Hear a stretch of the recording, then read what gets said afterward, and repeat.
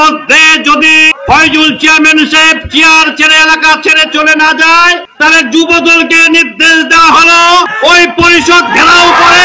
ঠাকুরগাঁও সদর উপজেলার বড়গাঁও ইউনিয়ন পরিষদের চেয়ারম্যানের কার্যালয় তালা দেওয়ার ঘটনা ঘটেছে।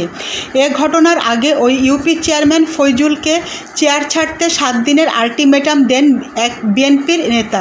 স্থানীয় ও গ্রাম পুলিশের ভাষ্য, এই আলটিমেটামের পর বিএনপির নেতাকর্মীরাই তালা ঝুলিয়েছেন। সবশেষ গ্রাম পুলিশের মাধ্যমেই সেই তালা ভেঙে দিয়েছে প্রশাসন। রোববার 17 আগস্ট দুপুরে ইউনিয়ন পরিষদের চেয়ারম্যান অফিস ত্যাগ করার পর সেখানে তালা দেওয়ার ঘটনা ঘটেছে বলে জানান স্থানীয়রা। স্থানীয় প্রত্যক্ষদর্শী ও ইউনিয়ন পরিষদের দায়িত্বে থাকা গ্রাম পুলিশ সদস্যরা জানান, রোববার অফিস করেছিলেন ফয়জুল চেয়ারম্যান। দুপুরের দিকে তিনি অফিস ত্যাগ করেন। এরপর একদল লোক এসে অফিসে তালা ঝুলিয়ে দেয়। পরে খবর পেয়ে ঘটনাস্থলে ছুটে আসেন সদর উপজেলার নির্বাহী কর্মকর্তা ইউএনও মোহাম্মদ খায়রুল ইসলাম।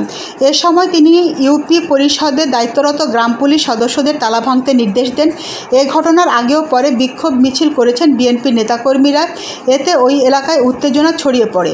গ্রাম পুলিশের সুবেদার খাদেমুল ইসলাম বলেন, রোববার দুপুরের পর 150 লোক এসে চেয়ারম্যানের অফিসে তালা দেয়। যারা এসেছিলেন তারা বিএনপির স্থানীয় নেতাকর্মী।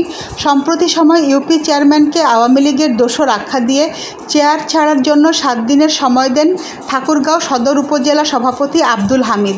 এ সময় তিনি যুবদলকে ইউপি কার্যালয় ঘেরাওয়ের নির্দেশ দেন। পরে এমন বার্তার ভিডিওটি সামাজিক যোগাযোগ মাধ্যমে ছড়িয়ে পড়ে। ভিডিওটি ছড়িয়ে পড়ার পরপরই ইউপি চেয়ারম্যানের কার্যালয় তালা দেওয়ার ঘটনা ঘটে।